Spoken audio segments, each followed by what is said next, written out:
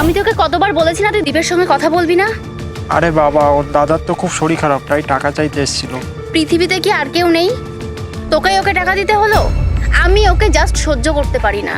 আরে ওর দাদার শরীর খারাপ না হলে তো টাকাটা দিতাম না। আমি আর কোনোদিন কথা বলবো না। এবার কলারটা তো ছাড়ো, লোকে দেখছে।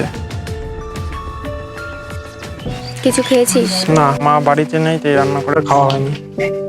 চল।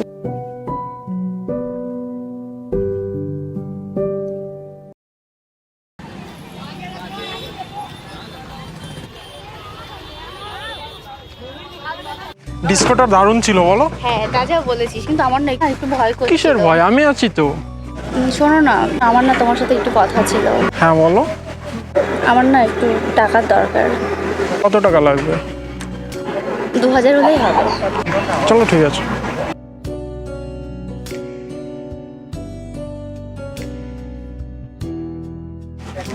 থ্যাংক ইউ, চলো।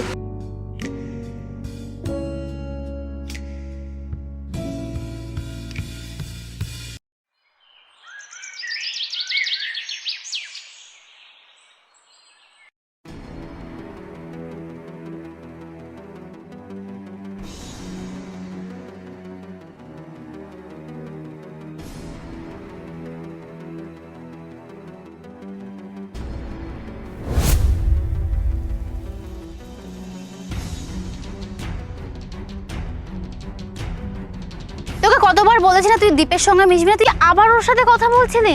আরে না, তুমি আমাকে ভুল ভাবছো। আমার যা বোঝার আমি বুঝে গেছি, আমার কথার কোনো দাম নেই না তোর কাছে? আরে না না, তুমি আমাকে ভুল বুঝছো। ও সেদিনকে টাকাটা নিতে এসেছিল, সেই টাকা দিতে আমাকে এসছে। আমার দিব্যি, তুই বল আর কখনো ওর সঙ্গে মিশবি না? আচ্ছা ঠিক আছে, আমি ওর সাথে আর কখনো কথা বলবো না। ঠিক আছে, থ্যাংক ইউ, চল।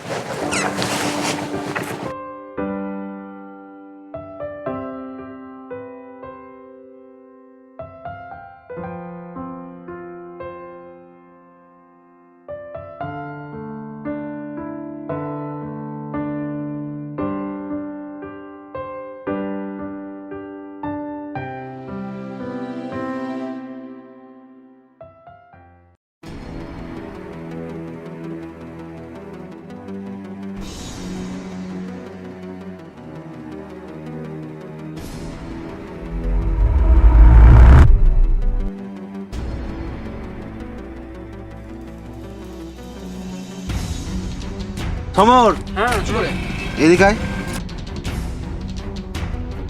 তোর সঙ্গে কিছু কথা আছে। হ্যাঁ বল। তোর আর সুস্মিতার কি কিছু হয়েছে? না তো। তোদেরকে এখন আর একসাথে দেখা যায় না, ব্যাপারটা কি? না, 1 সপ্তাহ ধরে ফোনে কথা হচ্ছে না, কোনো দেখাই হচ্ছে না।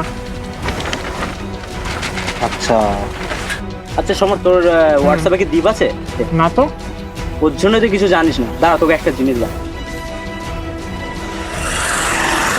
এই দেখ।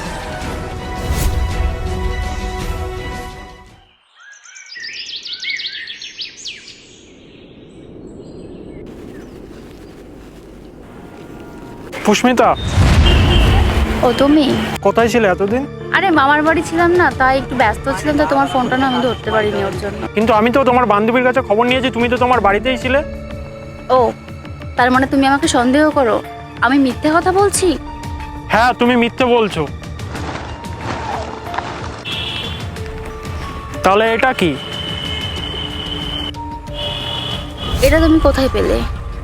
আগের দিন আমি দীপের স্ট্যাটাস দেখে দীপের কাছে গিয়েছিলাম, তখন আমি সবটা জানতে পেরে গেছি। সরি সমর, তোমাকে না বলা হয়নি। আসলে দীপের সঙ্গে না কখন মেসেজে কথা বলতে বলতে ব্যাপারটা ঘটে গেছে, আমি না ঠিক বুঝতে পারিনি। তুমি চুপ করো আর মিথ্যে বলো না। আমি দীপের দিকে সবকিছু শুনে নিয়েছি। এই তোমাদের মতো মেয়েদের জন্য না মানুষের ভালোবাসার প্রতি বিশ্বাসটা হারিয়ে গেছে, আর কোনোদিন আমার সামনে আসবে না।